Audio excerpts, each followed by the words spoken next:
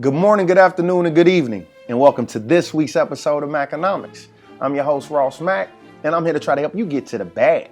We got a new caller. Talk to me what you got. Hey, Ross Mac. So I have a question. I bought over 200 shares of weed stocks for 67 cents, and they boomed up to $7. So I'm thinking I'm getting good. But now they're telling me about reverse stocks. What is this? I have no idea. Somehow I feel like I'm getting finessed. Can you explain this to me? Man, great question, man. Young brother, for starters, you're not getting finessed. What's actually happening is the company's doing something called a reverse stock split. Now, what is that? A company performs a reverse stock split to boost its stock price. How do they do that? By decreasing the number of shares they have outstanding. So now this process, the company's actually reducing the overall number of shares outstanding on the open market. They're literally, dividing that. And now that's causing the stock price to actually increase in value. So now let's actually look at what you said as an example.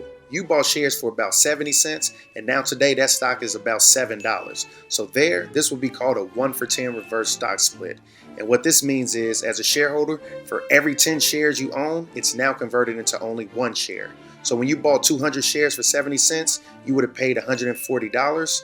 Now you're only going to have 20 shares, but all those 20 shares is worth $7, which is still worth $140.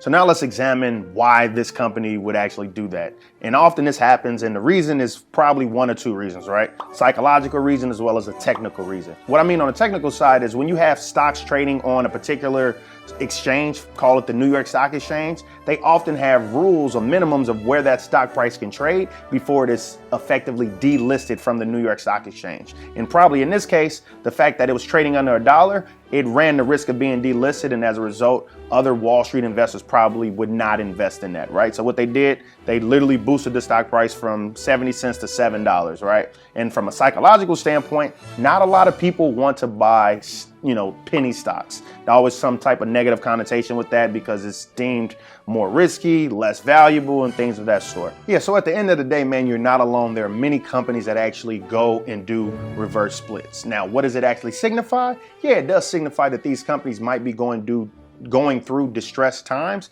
However, this is a common practice. Many companies have done this in the past. Just last month, we actually saw this going on with the oil and gas industry. To give you an example, I saw several oil ETFs and other, energy type companies doing it, right? We saw UCO do a reverse 1-for-25 split, right? We saw USO do a 1-for-8 reverse split, right? So it is a common practice, but just like last month, I'm always gonna, err on the caution of telling you to do your own due diligence, continue to get intimate with the company to actually say, do I still like this company? Obviously, marijuana companies have not been having the best earnings this year, just given, several facts due to COVID. But at the same time, their businesses are still open. They have been deemed essential industries, essential businesses, yet their earnings have been going down. So now you got to ask yourself, are people more inclined to just calling up their normal loud man, or are they actually going to these dispensaries? So at the end of the day, man, understand you're not getting finesse, but you should obviously